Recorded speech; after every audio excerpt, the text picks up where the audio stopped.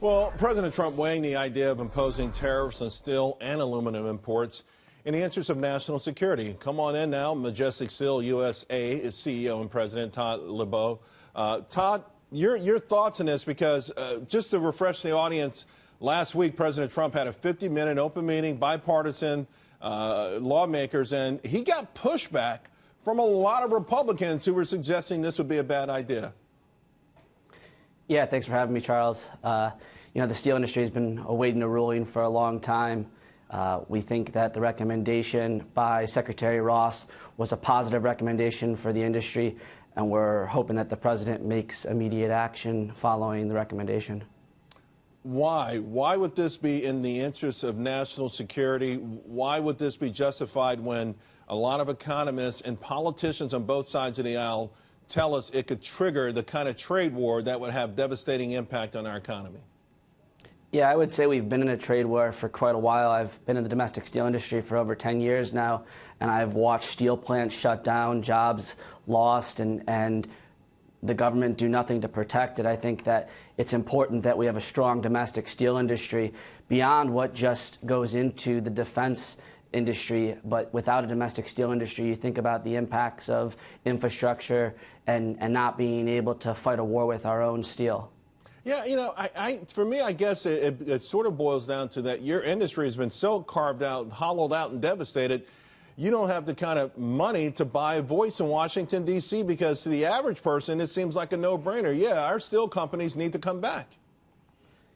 I agree with that. It's been a major issue. I mean, if you watch the domestic steel industry over the last 20 years, steel production in the U.S. has continued to decline, while if we look at steel production in countries like China, in the last 20 years, they've went from approximately 100 million tons to over 800 million tons.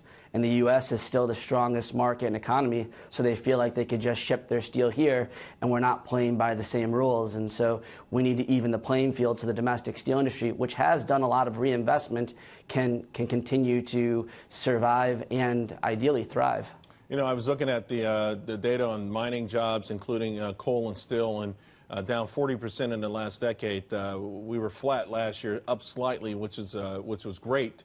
But some are arguing that it's too late, that we've crossed the Rubicon, that there's no way your industry can reinvent itself and now compete on the global stage.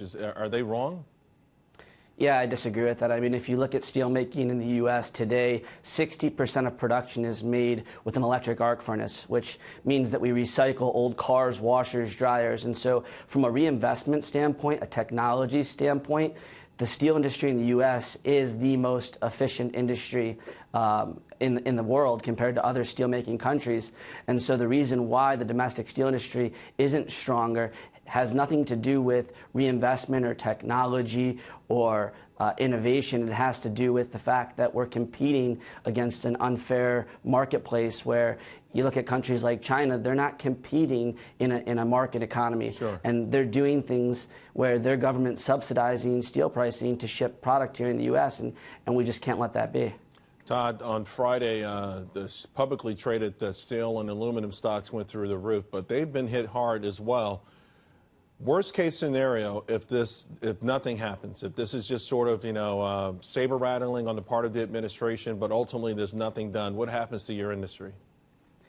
Yeah, and so it's been very cyclical. I mean, what happens is the domestic steel mills attempt to get their pricing up, and then all of a sudden we see a flood of imports come in. In 2017, we saw the highest level of steel imports in the United States, and without action, we're going to continue to see that. And so when you have countries that are subsidizing prices and shipping it to the U.S., it's going to continue to put pressure on the domestic mills, both from a pricing perspective and a capacity utilization perspective. And it's difficult to perform in that environment. Right. And so we need to see action in order to even the playing field. If we can get capacity utilization rates up from where they've been trending in the low 70% to the 80 percentile, then that'll put the domestic industry in a much healthier place, just as Secretary Ross recommended. All right, Todd, thank you very much. Really appreciate it. Yeah, likewise.